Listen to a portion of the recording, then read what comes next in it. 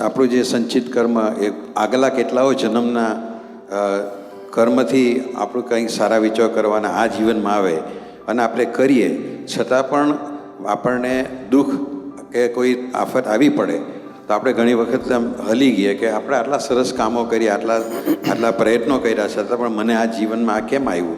પણ મને એવી સમજ છે કે આપણા જે પ્રીવિયસ આગલા જે જન્મોના જે કર્મ છે એ તો આપણે ભોગવવા જ પડે, સારા અથવા ખરાબ, એવું મને સમજ છે. સાચી વાત છે ને. આ ઉંદરડી દોડતી હોય ને બિલાડી પાછળ પડે, દયાળુ માણસને કંઈ થાય ખરું?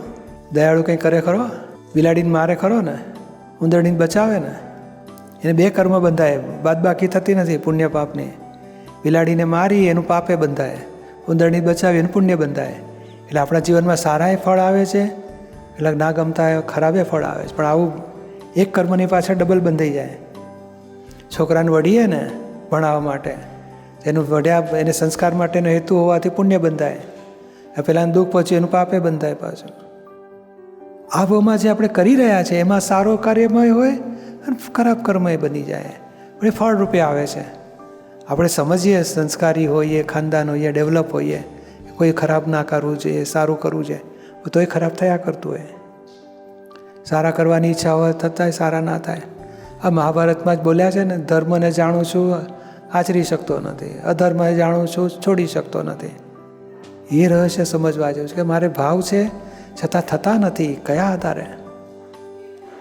અને એ રહસ્યનો ફળ જ્ઞાની પાસે મળે. એટલે આમાં તમે આટલું જ કરી શકો. જે ના કીધું ખરાબ કર્મ થઈ જાય છે, સારા કર્મની ઈચ્છા છે, એ બેવ થયા પછી અંદર જે આપણે ધ્યેયથી ઊંધું ચાલ્યું હોય એની માફી માગ્યા કરો. કોઈને નુકસાન થાય, કોઈને દુઃખ થાય, એની માફી માગી લો તો તમારું બીજ તમે સુધારી શકો. તો ધીમે ધીમે પછી બીજે બહુ વધારે સારા કર્મો થઈ શકશે. અને મોક્ષે જવું હોય તો આત્માનું જ્ઞાન પ્રાપ્ત કરો. સમજાય ને? બે જુદો ભાગ છે. આ સંસારમાં સુખી થવું હોય તો બીજાનું સુખ આપો તો સંસારમાં સુખી થશો, દુઃખ આપશો તો દુઃખ મળશે, સુખ આપશો તો સુખ મળશે.